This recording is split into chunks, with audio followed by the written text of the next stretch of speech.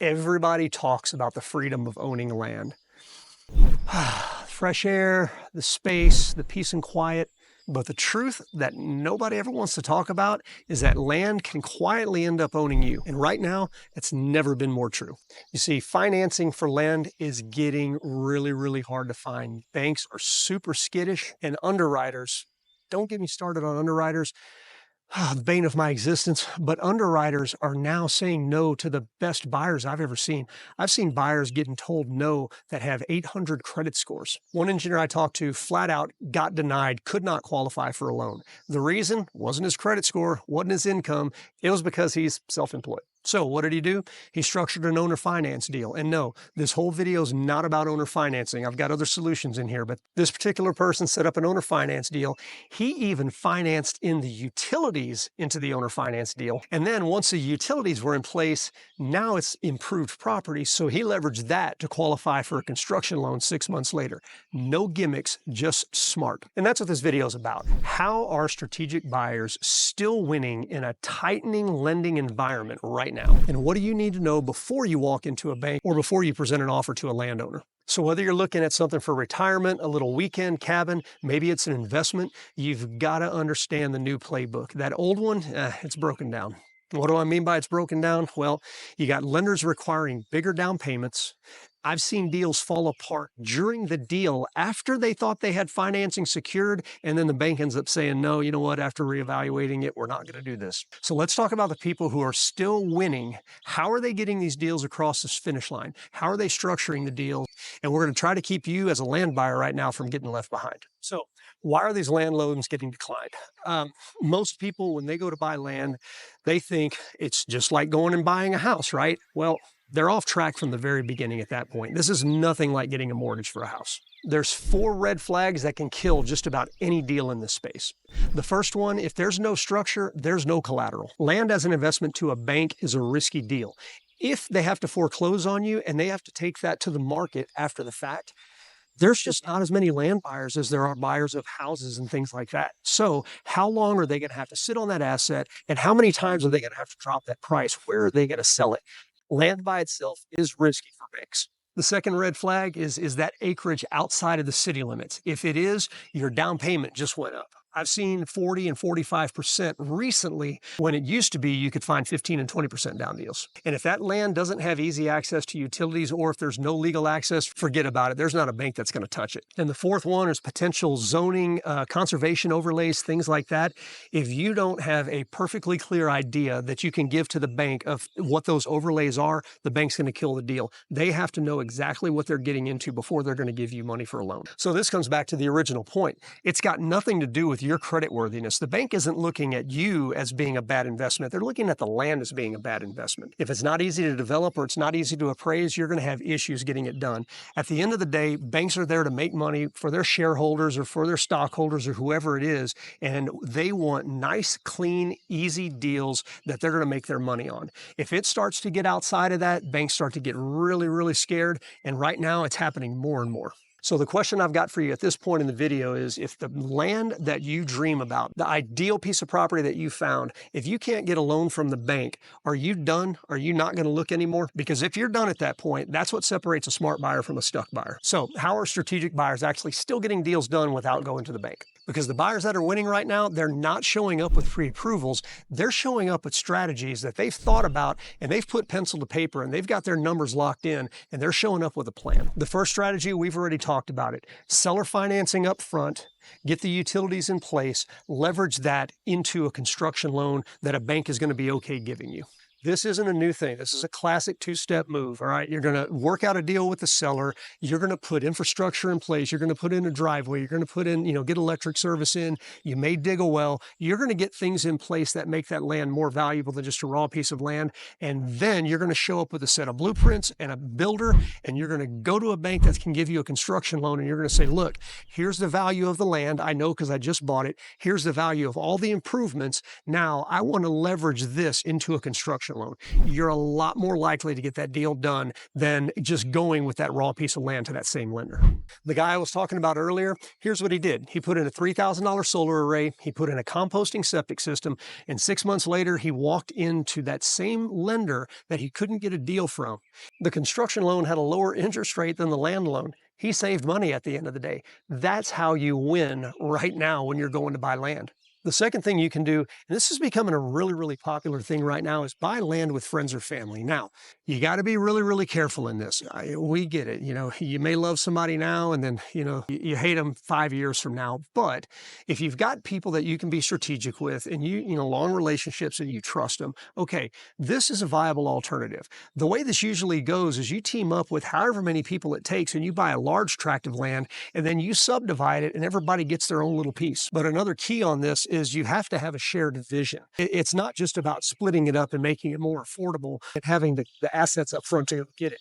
If you want to put in a peaceful weekend cabin on 10 acres and one of your business partners on his 10 acres wants to put in a motocross track, your peace and quiet is not going to jive with that. So you not only have to find people who have money who can help you get to that end product, but you're also going to have people who are like-minded and are wanting similar things to what you're wanting out of the property.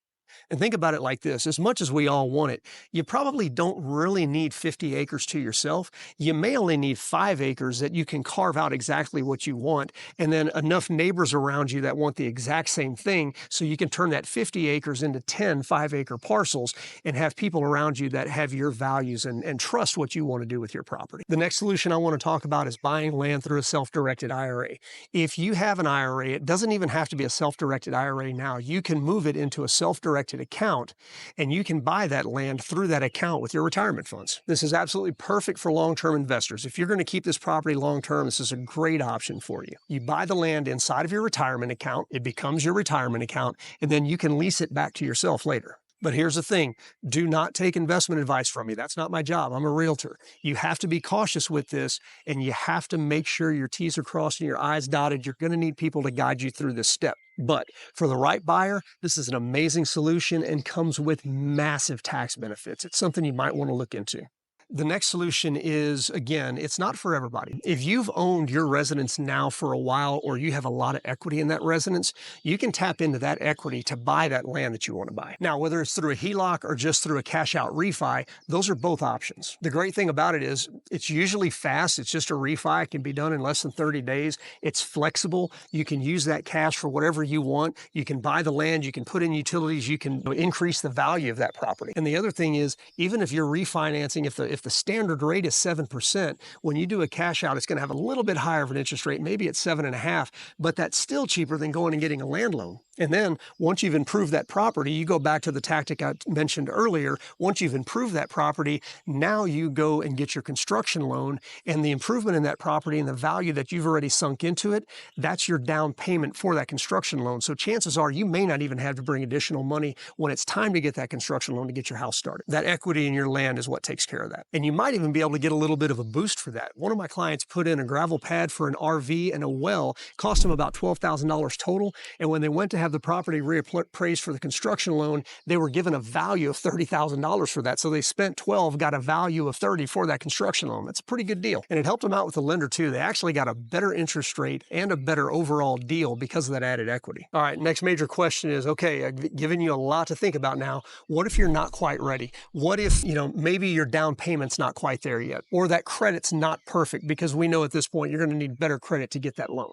Smart buyers right now, they're not letting it kill their dreams. All they're doing is they're delaying it strategically. The first thing that's available to you is an option to purchase agreement. This is also known as a first right of refusal.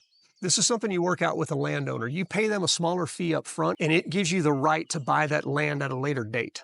Now, the great thing about it is you lock in a price when you put in this agreement, so it gives you time to figure out that financing, but you've locked that price in at today's prices. The second one's a lease-to-own contract. Yeah, it's not just for houses. You can talk a landowner into leasing you that property and giving you some credit from that lease for a future purchase. The thing about them is they're a little bit unorthodox, but they're great for sellers who need cash flow, and they're great for buyers who need time. So again, it's a win-win situation for both sides. Not a lot of people are doing it, but that doesn't mean the deals don't exist. You just have to ask. And then the other option that you've always got is to downsize on your dream a little bit. You may have your mindset on 50 acres, but if it's going to take you 20 years to figure out a way to actually buy it, what's the use? Instead of just locking in on that one thing, go find 2 or 3 or 5 acres that already has power. I mean, I'm seeing properties with septics already installed. They've got utilities, water to the property. They're easier to finance now. And then if you have to sell it later, it's a heck of a lot easier to sell because the same reason, it's easier to get financing.